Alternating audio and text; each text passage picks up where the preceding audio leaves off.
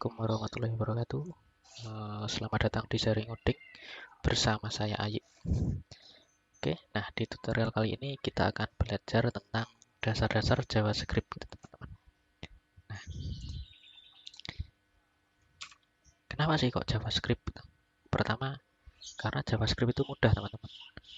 Komunitasnya itu banyak banget. Nah, kalau ketemu masalah, kemungkinan besar akan ketemu jawabannya. Yang kedua adalah tentunya untuk web developer pasti perlu, karena JavaScript ini untuk membuat halaman web semakin cantik tampilannya. Nah, yang ketiga ini adalah karena banyak sekali teknologi yang memakai JavaScript.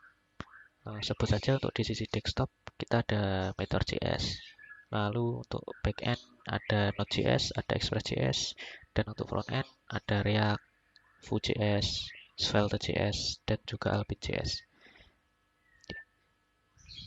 Itu untuk sekilas tentang JavaScript. Lalu ada nih namanya ECMAScript 6 atau disingkat ES6. Apa nih?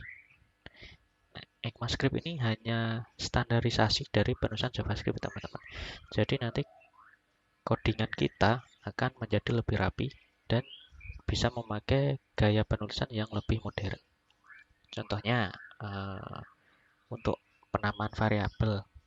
Jadi keyword var itu sebenarnya hanya support untuk di JavaScript yang standar.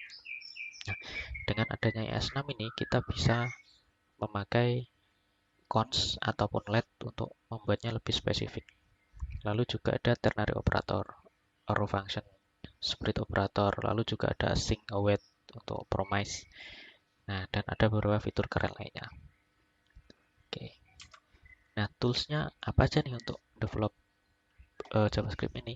Kita cuma perlu browser, bebas teman-teman mau pakai browser kesayangan teman-teman, ada Firefox, Chrome, atau apapun. Nah, lalu yang kedua adalah text editor. Text editor ini tentu saja untuk kegiatan ngoding kita.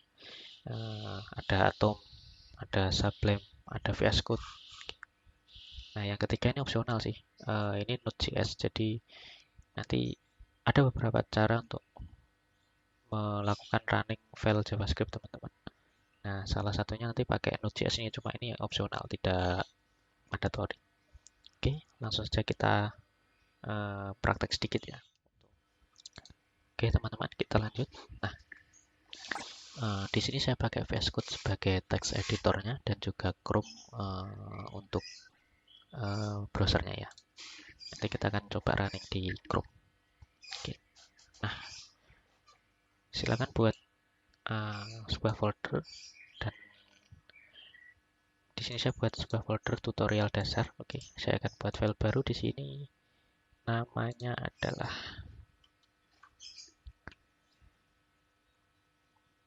latihan 1.js. Oke, kita harus pakai extension .js ya teman-teman, agar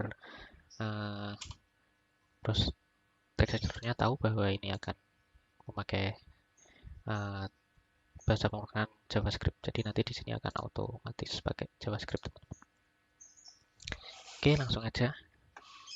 Untuk pengenalannya kita bisa pakai console.log ini untuk menampilkan ke konsol. Kalau di PHP mungkin kita bisa pakai echo, lalu di Golang kita bisa pakai fmt.println, semacam itu sih. Kalau di JavaScript kita pakai console.log. Nah, ini kita akan ngeprint hello world.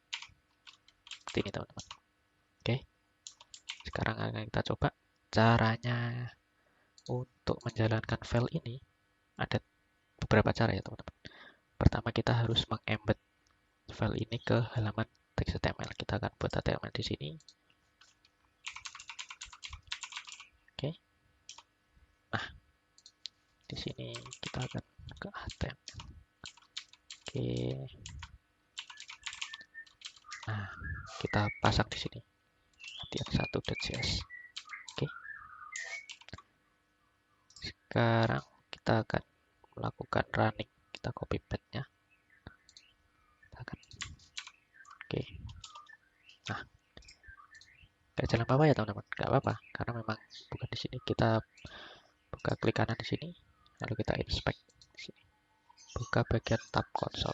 Nah, ini yang kita cetak di sini teman-teman. Hello world.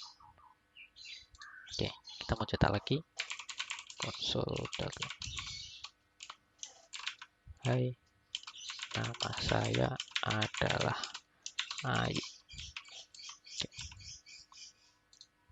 Kita refresh. Nah, kita akan cetak dua. Yang atas ini adalah line 1 ini, dan yang kedua ini adalah line ketiga ini. Oke, itu adalah caranya kita untuk running file JS dengan menggunakan browser, teman-teman. Jadi kita perlu mengembed file ini ke dalam file HTML.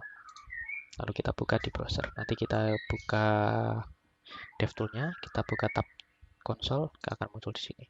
Itu cara pertama. Untuk cara kedua adalah kita bisa melakukan yang tadi saya sebutkan. Kita bisa pakai bantuan Node.js, teman-teman. Kita buka terminal. Terminalnya kita pakai terminalnya VS Code ya. Kita tinggal geser dari bawah, kita tarik ke atas. Nah, otomatis akan membuka di sini. Kita ketikkan, kita lihat apa kita udah install Node.js. Kalau belum, silahkan diinstal. Caranya adalah kita ketik node spasi min version. Nah, kalau udah muncul seperti ini berarti Node.js sudah terinstall. Sekarang kita runningnya kita ketikkan node spasi file JavaScript kita, yaitu latihan.js. Nah, kita enter. Nah, kita akan menyetak di konsol ini, teman-teman. Sama resultnya 2. Oke. 2. Nah, ada cara yang ketiga, teman-teman. Cara yang ketiga ini cukup keren. Cuma saya tidak tahu di text editor lain ada extension-nya atau enggak. Cuma kita akan pakai extension dari VS Code. Namanya adalah ini, Code Runner. Nah, teman-teman bisa install Code Runner ini. Caranya kalau udah diinstal, nanti kita tinggal klik kanan. Nanti di sini ada run code. Ketika diklik aja teman, run code. Nah, ini hasilnya. Oke. Sama resultnya tadi. Bedanya adalah kalau kita pakai Node.js, kita akan running satu file utuh. Oke. Kita akan running satu. Jadi ini akan di-run, ini juga di-run. Tapi kalau pakai Code Runner, kalau tidak ada yang diblok, kita akan run seluruh file. Tapi kalau kita blok salah satu, misalnya kita akan blok line 1 ini. Kalau kita klik kanan, run code. Nah, dia akan jalan line 1 aja. Kalau kita blok line 3, lalu klik kanan, run code. Nah, hanya yang running hanya yang kita blok aja. Gitu, teman-teman. Itu ada